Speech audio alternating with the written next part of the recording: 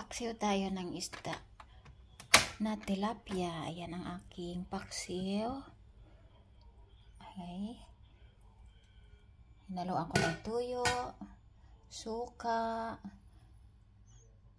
bawang, tapos luya at saka chili. Kaya maanghang ang aking paksiw. Ang sarap ng ulo mga kaibigan. Oh. Yan. At syempre, mayroon tayong isang kaldirong kanin. Ang sarap ng paksiw. Tilapia.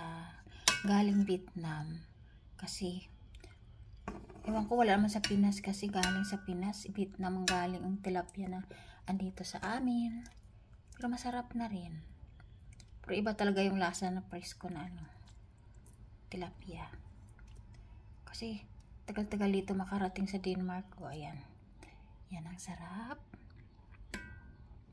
Itong mata ayaw makita ng asawa ko kasi tumitingin daw sa kanya.